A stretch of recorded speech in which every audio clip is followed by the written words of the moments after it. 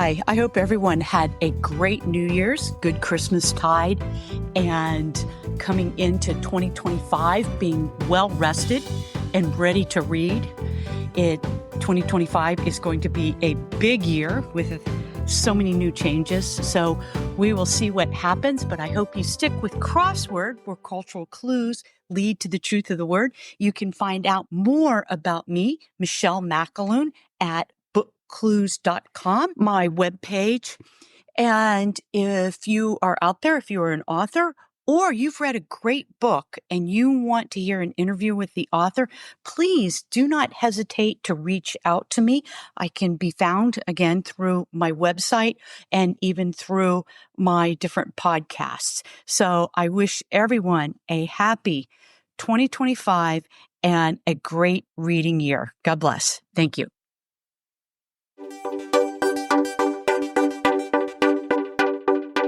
Happy New Year. It's Michelle McAloon with Crossword, where cultural clues lead to the truth of the word. And we're starting off the new year with a bang. We're here with Mark L. Clifford. He is the author of The Troublemaker, How Jimmy Lai Became a Billionaire, Hong Kong's Greatest Dissident, and China's Most Feared Critic. It is a book published by Free Press, which I believe, Mark, is a imprint of Simon & Schuster. Is that correct? That's absolutely correct. And thanks, Michelle. Great to be here with you. I'm actually delighted. Mark Clifford has written a really interesting biography. It is not a long-form biography. It is a short-form biography. It reads very well, very quickly, and it's a biography about the story of Jimmy Lai. And Jimmy Lai, I think of him kind of some of those Russian nesting dolls. He is a story within a story within a story. Tell us a little bit about your story with Jimmy Lai and how you came to be associated with him. Sure. Well, thanks, Michelle. I moved to Hong Kong in 1992. I was a journalist for the Far Eastern Economic Review, and I was looking around for interesting business people in Hong Kong and beyond. And a friend of mine suggested that I see this garment guy, Jimmy Lai, who started out making sweaters and then set up his own retail chain, was basically the father of fast fashion, and then decided to get into media. As you say, he's kind of a Russian nesting doll. There's layer on layer on layer. And he had just started a magazine and he was thinking of starting a newspaper. And Jimmy was nice enough to invite me over to his house for lunch, which was pretty unusual that a CEO would invite a humble reporter over. And then he proceeded to cook me lunch, an incredible Chinese stir-fried with vegetables and shrimp and fried rice in a wok. He had a pet bear in his background then and peacocks and a little kind of... Okay. He was kind of making the transition from crazy rich Asian with the pet bear and the Rolls Royce to what he became, which was a pro-democracy publisher. And so I got to know him. That was 1993, so it's a little over 30 years ago. And we stayed in touch, saw each other several times a year, and at least. And in 2018, I went on the board of directors of the company known then as Next Digital, and it published the Apple Daily newspaper and Next Magazine in Hong Kong and in Taiwan, and became, out of nothing, became one of the largest, if not the largest and most important independent Chinese media outlet in the world with, at its peak, about 4,000 employees. He's in jail and solitary confinement, and I haven't been able to be in touch with him in the last 4 years, partly because of some of our earlier work and his connections with foreigners, especially Americans, most of whom much senior to me, people like Vice President Mike Pence, Secretary of State Mike Pompeo, National Security Advisor John Bolton, obviously former from the first Trump administration. And Jimmy's on trial. He's been held in solitary confinement for 4 years. He's on trial essentially of colluding with foreigners. And he and I did quite a lot of work together, particularly in the months before he was sent to jail. Okay. Now, it's interesting that one of the first things you brought out was food. You kind of weave that through your biography, but food is important, and food kind of goes back to his very early history. And he really was born into a very tumultuous time in China, and he winds up in Hong Kong. Tell us a little bit about that adventure.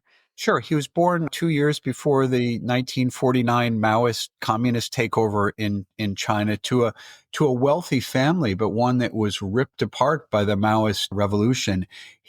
So the family went from some wealth with his older half siblings having gone off to private schools in Guangzhou in southern China. His grandfather was reputed to be the first owner of a Rolls Royce in Guangdong province, southern China, just across the border from Hong Kong. Families ripped apart. Father ends up going to Hong Kong. The mother's sent off to labor camps. She's, paraded around the dunce's cap. She has to, walk on her knees and bow to the jeering crowds. And Jimmy's and his twin sister are left at the age of 6, having to fend for themselves while the mom's off at a labor camp, comes home on weekends. And Jimmy hits the streets. He never finishes primary school. He's just scrambling to find enough food to eat. If he could get a field mouse that he could grill, he thought that was a big delicacy. I mean, this was a time of hunger. It was a time of the Great Leap Forward, the spectacularly misnamed famine that killed something like 45 million people in China. Think of that, 45 million people. Here's this little kid, 6, 8, 10, 12 years old. Finally, at the age of 12, his mother says, okay, try to get to Hong Kong. You can escape to Hong Kong. And he got a one-way permit, legally left China to go to Macau, the Portuguese colony across the Pearl River Delta from Hong Kong. Enters Hong Kong as a stowaway on a smuggling boat and people smuggling boat, and spends his first night in a factory. His mother's sister is the first one he looked up there. They live in a shack that's so small, there's not even room to sleep on the floor. So the aunt finds him work in a glove factory, and he sleeps on a table in the factory the first night. And he wakes up the next day and he smells rice. He smells congee, that rice porridge, and it's just wonderful, fragrant smell. And for him, that was freedom. And he went from hunger to obviously to great wealth eventually.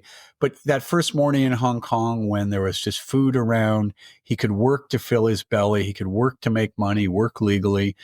And he has a lifelong obsession with food. I mean, he loves good food. And so, yes, it was fitting that he cooked that meal for me the first time that we met. Absolutely. And it's sort of a really bitter irony that his mother was a victim of the CCP, of the Chinese Communist Party. And now here her son is a victim of the Chinese Communist Party. Jimmy Lai's story is very much linked to Hong Kong and the history and story of Hong Kong. And then the eventual leaving of the British from Hong Kong. Can you kind of sketch to us a little bit about, not the whole history of Hong Kong, but what the Hong Kong that Jimmy Lai landed in to the Hong Kong that now imprisons Jimmy Lai? Yeah, Michelle, I think you really hit the nail on the head. I mean, Jimmy's story is the story of Hong Kong, and his life kind of encapsulates the rise and then eventually the fall of Hong Kong. When he arrived in 1961, as I said, he was fleeing famine, the hunger of China, and he lands in this tiny British colony that's being swamped by refugees. There, something like 3 million people came over a 20-year period or so after the communist revolution. People, as I said, his aunt and uncle were in a shack too small for Jimmy to sleep on the floor. I mean, people were sleeping on streets. It was a place of shanty towns, of real poverty. But there were factories, and there was a free market, and there was desire to get ahead. People knew what they'd escaped from. About half of Hong Kong's population were refugees from China. So Jimmy worked hard. He worked in a factory. A few years later, I think about 7 years later, he was managing a factory. 15 years after he arrived, a little less than 15 years after he arrived, he owned a factory. He bought a bankrupt sweater factory with a couple of partners. Within a few years, it was the largest sweater maker in Hong Kong, if not in Asia. He was selling to places like JCPenney, even the Limited, and to big U.S. companies.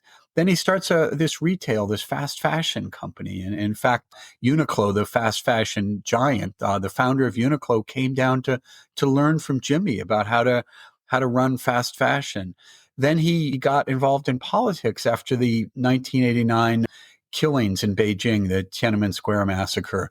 and started these magazines and pushed along with Hong Kong people for more democracy at a time when Britain left in 1997 after 156 years of colonial rule, and China came in promising that all of Hong Kong's freedoms would remain intact and, in fact, would be extended, and that the open society that we knew in Hong Kong would have genuine democracy, which it did not have under the British colonialists. And Jimmy took the Chinese at their word. He's really a man who loves China, who's a true Chinese patriot. But the Chinese Communist Party ultimately couldn't stomach what Jimmy and his journalists and the millions of Hong Kong people who came out in the streets asking for democracy. The Chinese Communist Party couldn't stomach what they were asking for. The Chinese Communist Party couldn't keep up to the promises it made to the people of Hong Kong and the international community. In the end, they decided Jimmy was public enemy number one and they needed to slap him in jail. And that's what they did 4 years ago, end of December 31st, 2020, New Year's Eve. And he's been in solitary confinement most of that time. And he's being tried on charges that could see him put away for the rest of his life. Before the breakup, before 1997, I don't want to say the breakup, but the departure of the British from Hong Kong, how different are Hong Kongers, as they call them, from your mainland Chinese? That's also a little bit a part of this story. And I didn't understand that. I had to do kind of a little research. But since you've lived there and you lived there as a foreigner, maybe you can help explain that. Yeah, I mean, Michelle, it's a fantastic question, and it's interesting. I was up in Toronto earlier this month and was at a Hong Kong diaspora conference, and somebody had a button on that said, "I'm not Chinese." Hong Kongers really do not like to think of themselves as Chinese. Of course, we would say ethnically they're Chinese. They actually speak a different language than the main language in the mainland. It's it's more different than Swedish and English, probably similar to German and English in terms of separateness. Obviously, linguistically quite similar. The written language is similar, but not identical. And so Hong Kong people really have a very separate identity, and it's one that's been accentuated since 1997 with the coming of Chinese mainland rule. So it's ironic that the sense of separateness and identity did not really develop as fully during the 156 years of British colonial rule. And yet in the quarter century, 25 or so years since the Chinese communists have come, Hong Kongers have developed a much more separate identity. There are many ironies. Of course, most Hong Kong people came from the mainland originally, mostly from southern China where they speak Cantonese, which, as I said, is quite different from Mandarin. But this sense of separateness, of trying to have a Hong Kong identity, even Hong Kong autonomy, is something which drives Beijing and the communist rulers more or less insane.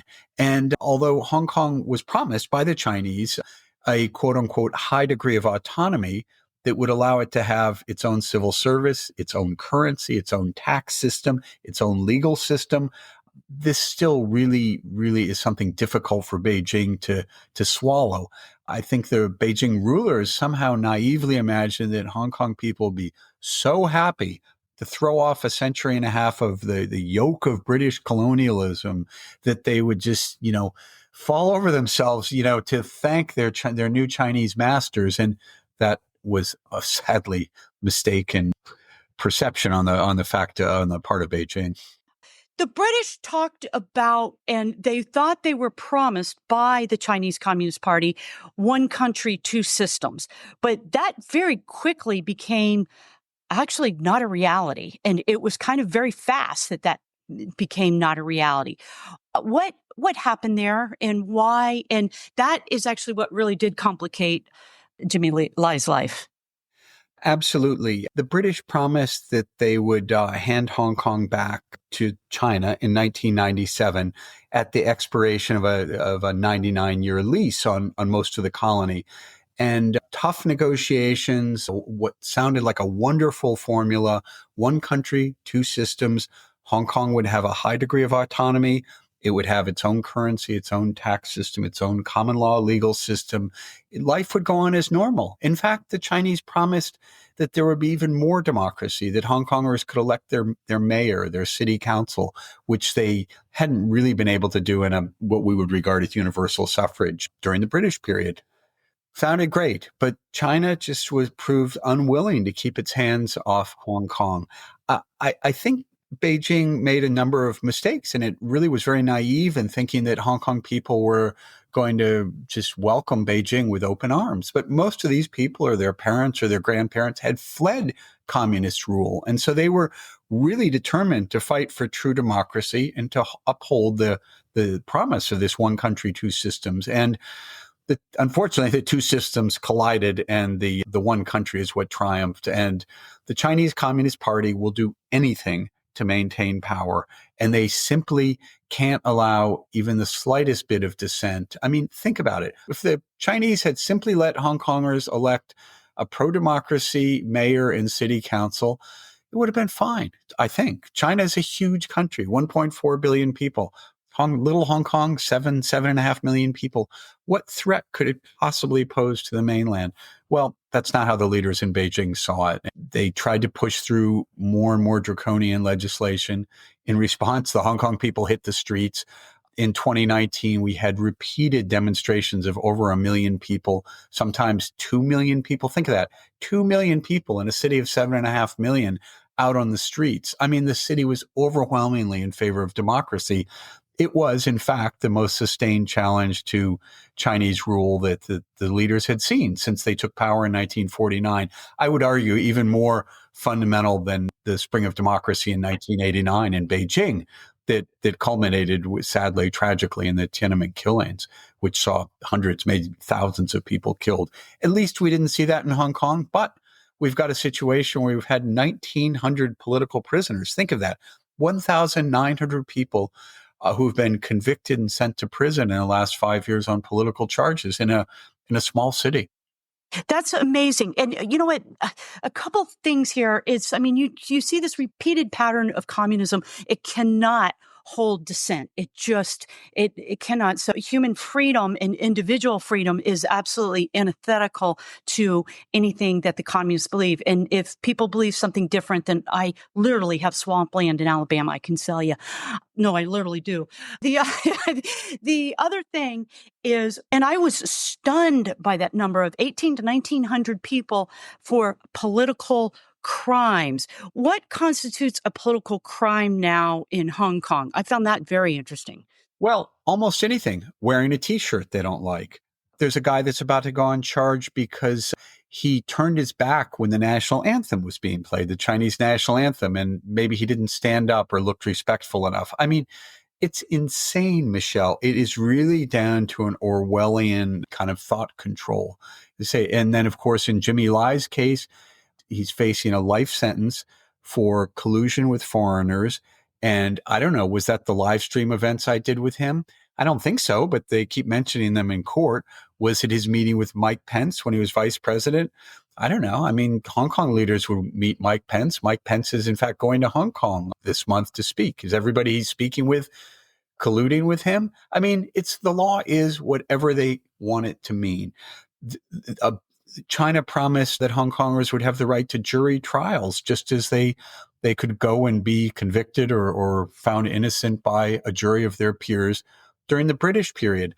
That's all gone with a national security law. So Jimmy Lai and others under the hundreds of others who've been tried or faced charges under the national security law don't have the right to have a jury trial. Instead, they are tried by judges who are from a secret panel of national security law judges that have been approved and vetted by the Chinese Communist Party. So, we don't have any law or any justice. I mentioned Orwell. It's kind of like George Orwell's 1984 meets Franz Kafka meets Alice in Wonderland. I mean, it's kind of quite absurd that somebody with a T-shirt or they're not looking respectful for the national anthem is slapped in jail. Jimmy Lai is a sweater manufacturer. And actually, that part of the story is really interesting because I never realized how sweaters were actually manufactured. You do a really good job of portraying his life, but also portraying how he worked through the manufacturing and some of the challenges. And there's a lot of stuff that I learned. And most Americans have probably worn a Jimmy Lai sweater at the limited J.C. Penney's, whoever sells sweaters out there.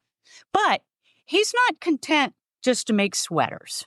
He takes a big leap and goes into, I believe it's Next. It's a weekly magazine, right?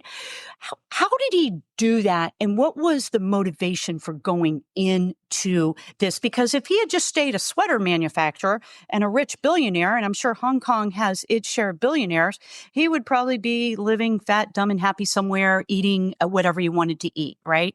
But he makes a transition, and that transition ultimately is what gets him in trouble. Absolutely. So he's a serial entrepreneur, as we've discussed. He started a sweater manufacturing company, then he started a retail clothing chain, and then he was actually looking at Chinese fast food, getting back to the food theme. He thought that Chinese fast food wasn't good, wasn't consistent, was too expensive, etc. And so he was going to try to bring the same techniques he brought to fast fashion to fast food. It was kind of a Chinese version of what Chipotle did with Mexican food about 5 years after Jimmy was toying with the idea of it in Hong Kong. But then came the spring of 1989, the democracy protests in Beijing. Jimmy was a huge supporter. He made T-shirts at Giordano, the retail clothing company, and featured student leaders on the T-shirts and sold them, sent the money up to Beijing, sent tents and other supplies up to Beijing to support the protesters. Jimmy had seen the economic reforms that started in China in the 1980s. And of course, as an entrepreneur, he thought it was terrific. He started manufacturing in China along with other Hong Kong companies, was, very early into China. And then came the killing on June 3rd, June 4th, 1989, where we saw hundreds, maybe thousands of some of China's best young leaders, students, workers, others just mowed down and killed. And Jimmy was heartbroken. And again, this is what's so ironic, that he's being charged on sedition and collusion with foreigners, like as if he's some kind of anti-China person. He's not. He's one of the most patriotic Chinese that you could ever imagine meeting. He doesn't like the Chinese Communist Party. And why shouldn't he have the right to not to like the Chinese Communist Party? But when he saw what happened in 1989, and remember that how different the media landscape was. CNN had only started in the early 1980s, and those June 4th killings were one of the first times we saw, almost in real time, globally, historic, dramatic event unfolding. And Jimmy said, wow, China's great. We've got these economic reforms going on. Politically, they're ossified. They're like dinosaurs, the Chinese Communist Party. If I, as a media owner, could just bring some transparency and people could see what's going on, then communism would disappear that much faster. China could grow that much more quickly. We'd see a political and social opening to accompany the economic one. So he figured setting up a magazine was the way to do it. Now, you or I might say, I don't know anything about magazines. How could I set that up? Jimmy, given the fact that he's kind of forged in the fire of the poverty and the craziness of the Maoist period, he'd already started 2 successful businesses. He has a self-confidence, a belief in himself and his abilities, and a belief that he could create a business, that he just went ahead. And people asked him about it, and he said, hey, look, I read Fortune, Time, The Economist. I can do a magazine. So, it's kind of very naive in a way, but it ended up being a huge hit. And he followed the magazine with a newspaper that was the most influential in Hong Kong. And then later he went into Taiwan after Taiwan became democratic and following the election of an opposition figure in 2000. So he built this amazingly powerful business that employed 4,000 people at its peak. In a couple of decades, he built the most powerful independent Chinese media in the world. It's really interesting from what you write. There was a book that changed his idea of reality. And I just love this. And what is it? It was The Road to Serfdom by Hayek, right? And he read this book, and his friend gave it to him in New York, I believe it. And this absolutely changes him. I think the thesis of the book is about state production and how the state should never have control of private production. And he takes this book and he takes it to heart. Do you think that's what sensitized him to this democratic movement? Well, yeah, I mean, it's so important that you mentioned that. I don't want to say he was naive, but look, he's self-taught. He's a primary school dropout. Think of that. The guy never finished primary school, and he goes on to create a couple of successful companies. When he got that book, it was the late 1970s. As you say, he was in New York. He was complaining about the communists one night at dinner. He spent a lot of time in New York, being in the garment trade, and had a lot of friends there. And was complaining about the Chinese communist leadership. This was just a couple years after Mao had died. And at the end of the dinner, his host went to his bookshelf, pulled down Hayek's Road to Serfdom, and said to Jimmy, "Read this.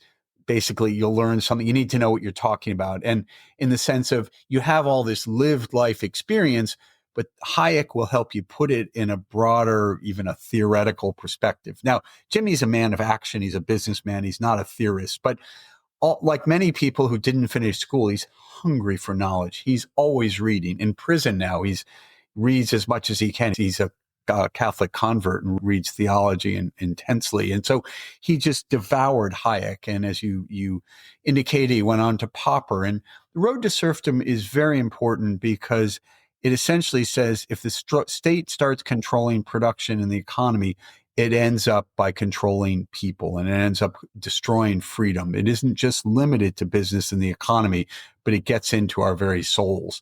And Jimmy obviously took that to heart. And I think Hayek is a very, very appropriate book for anybody who's Chinese, or anybody who's trying to grapple with the reality of the Chinese Communist Party and its control, not only over the economy, but over people's lives, even their bodies and their thoughts. Yeah, absolutely. So I was stunned when I read that. So I love stories about books that change people's lives. It maybe didn't change his life, but it crystallized what he was thinking. I think that's often what a good book does. He's not satisfied with just doing the weekly magazine. He goes to Apple Daily. And this, from how you describe it and from what I could find on the internet, this just explodes. This is like a Chinese firecracker, actually. So That's a great analogy. In the book, I quote somebody who's saying that Next magazine was kind of like the scalpel. It would have, deep investigative reporting, and Apple was the bulldozer, just kind of plow over.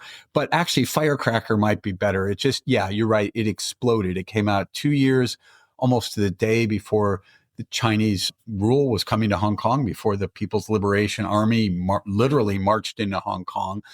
It wasn't by any means a dry pro-democracy paper. It was a lively. Jimmy was the first one to introduce color printing to newspapers. Think about this. The guy's never run a newspaper in his life. He goes out and he gets some of the best printing presses in the world.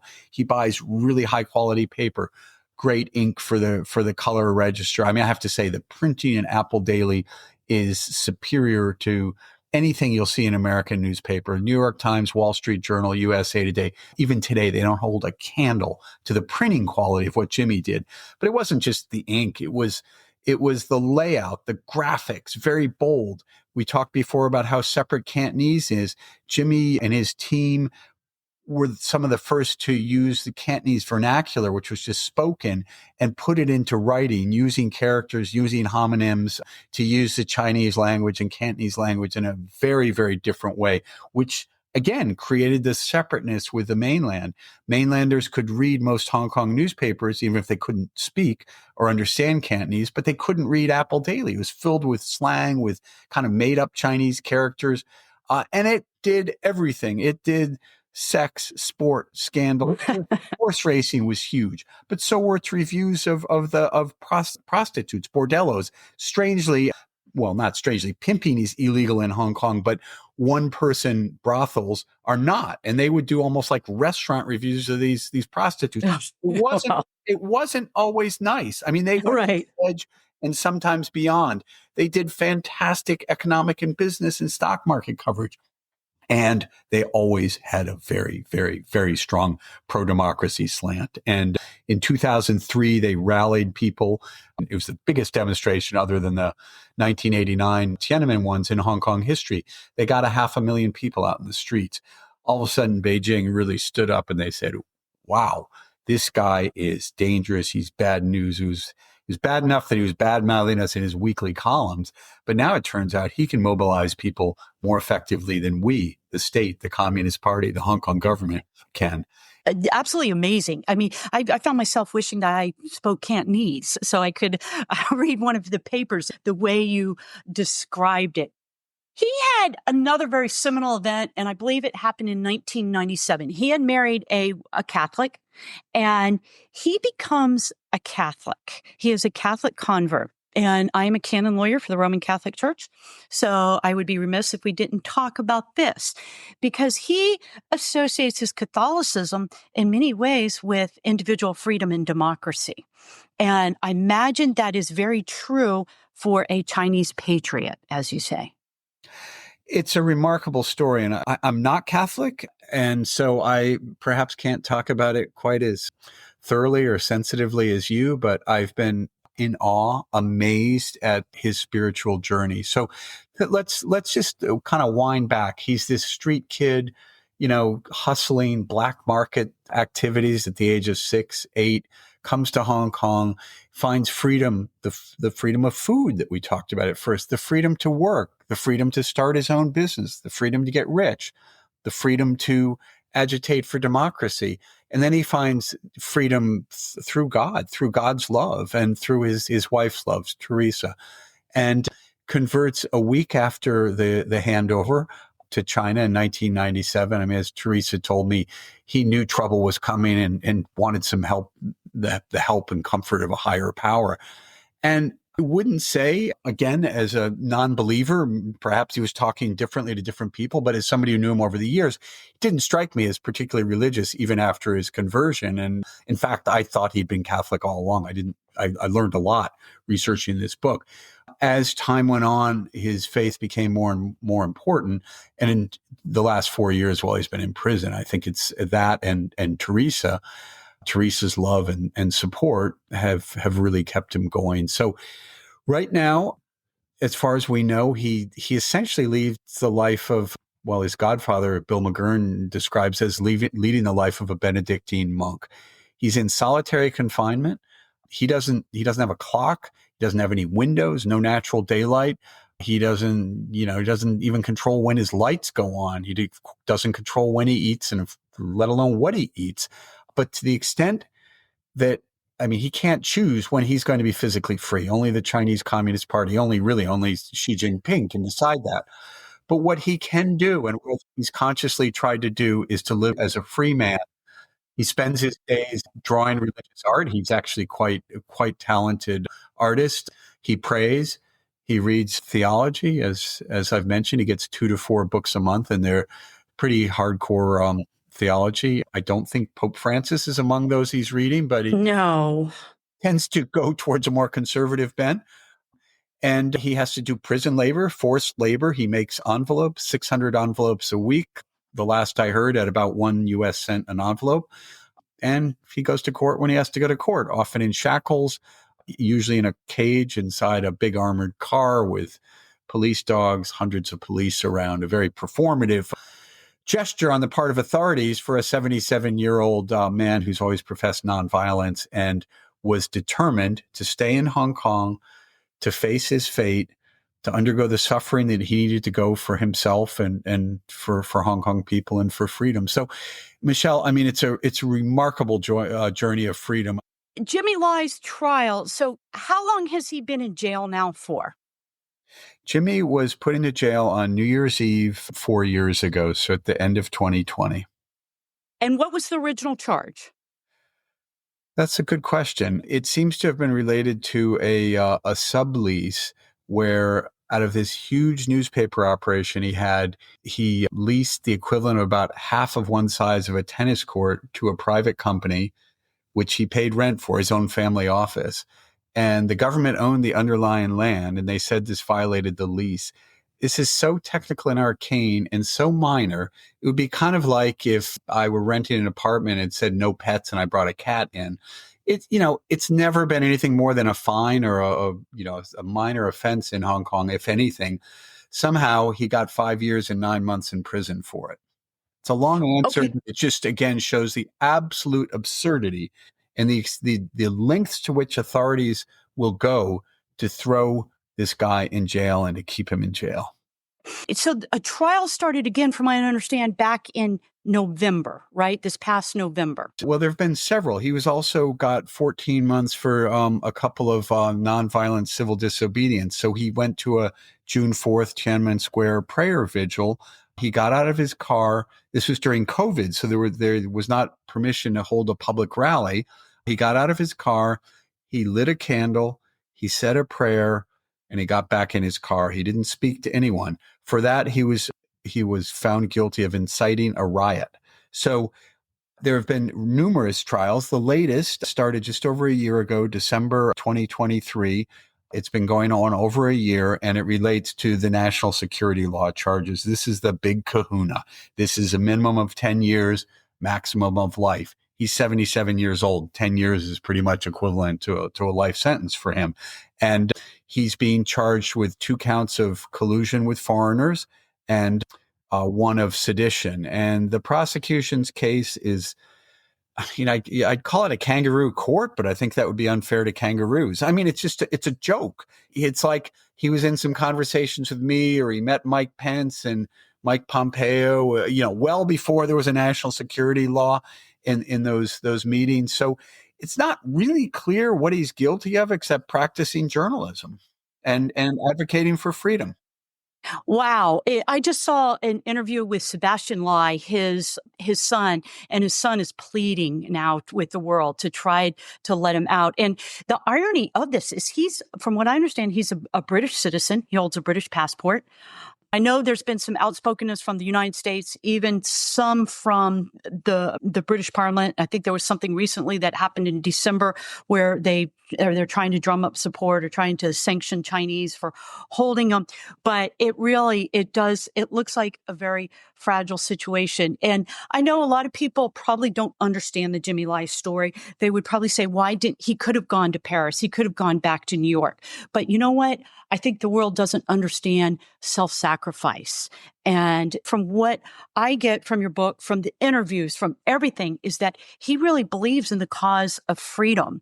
And we see this again with Navalny. We see this with the Natan Sharansky, who opened your book, of people that are willing to lay down their lives for the freedom of others. And you know something? That sounds like he's following the commands of the Catholic faith. No, absolutely. Maybe he would have done it. He's such a stubborn guy, and he believes so much in what's right that he might have done it anyway. But the point is, he did convert to Catholicism. That is a huge buttress. His faith, the freedom that he finds in suffering, quite frankly. Not that he's trying to be a martyr by any means, but he, as you said, he could have left. He's got houses in Kyoto, Taipei, apartments in Paris and London, big hotel holdings in Canada. He's as you say, he's a British citizen. He's never had a Chinese passport. He could have left. And many people asked him to leave. And he told them, I would rather be hanging from a lamppost in central Hong Kong, the business district, hanging dead from a lamppost in Central, than to give the communists the satisfaction of saying I ran away. He's a guy who decided to make his stand. Of course, he doesn't want to suffer. No one wants to suffer. But he felt that if he could make an example through his example, if he could help bring freedom and democracy in Hong Kong, that it would be worth it. And again, I think his Catholic faith helps him understand that all suffering is meaningful. And it's not his choice as to when he'll physically be free, but he is. And he talked with Nathan Sharansky about this a lot. And I was in one of those conversations, that he can live as a free man within a prison cell. And I think he may be freer than he's ever been. We need to get him out. He's 77. He needs to be back with his family. There's absolutely no reason that the Chinese should hold him. And I would argue, even in their self-interest, they need to get out of the box that they're in Hong Kong. If they really want Hong Kong to take its place again on the world stage as an international business center, they can't be they can't hold one political prisoner, let alone 1,900 or so. So they should start. It's a very, very low cost, potentially high reward move if the Chinese would let Jimmy and other political prisoners, nonviolent political prisoners, out of jail. Absolutely. Absolutely. There's one last comment. I am an obedient Catholic, but have been extremely disappointed with what the Vatican has done in its relationship to China and its silence on Jimmy Lai. I think they could carry a lot of water if they did make a statement, but they have refused to do that. So, and I know, one of Trump's campaign promises was he's going to get Jimmy Lai out of jail. That boy says more than his prayers, but you know what? I hope he makes that a reality. I really do. So, yeah, I do too. I mean, he made that comment at a podcast with Hugh Hewitt a couple of weeks after Jimmy's son Sebastian Lai, who just mentioned, was on. And I hope that President-elect Trump makes good on that promise. And I second your thoughts about the Vatican.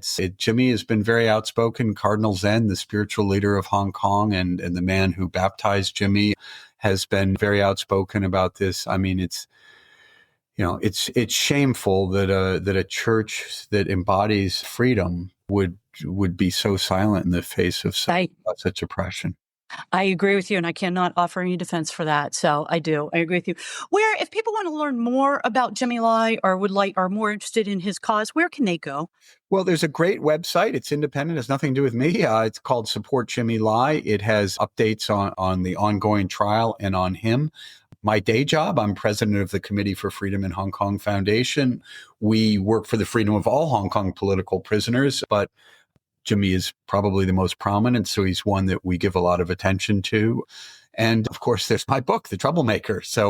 And I'm accessible either at my personal website, markclifford.org, or mclifford@thecfhk.org. And yeah, thank everybody for their prayers and their support and their interest, because I do think with new administrations around the world, with I think renewed focus on the struggle between freedom and totalitarianism, that we can get Jimmy and others out. And I would hope that the Chinese would see that it's in their interest to make what's, in many ways a small gesture for them by freeing Jimmy and others, but a huge, huge move for those individuals and their families and their loved ones. Absolutely. Absolutely. Well, Mark Clifford, it has really been great talking to you about this. This really is a great biography, folks, because it reads very fast. It's The Troublemaker, how Jimmy Lai became a billionaire, Hong Kong's greatest dissident and China's most feared critic. And it really is a story of courage, a story of sacrifice. He is a man to emulate, to model. I loved how he was as willing to fail as he was to succeed, and he learned from his failure. So it's also, a great business book to read too, a very good motivational book too. So, Mr. Clifford, thank you very much for your time. Thanks so much for your interest. You're a great reader and a very skilled questioner. I think you really hit the heart of this remarkable man. So thanks again. Thank you.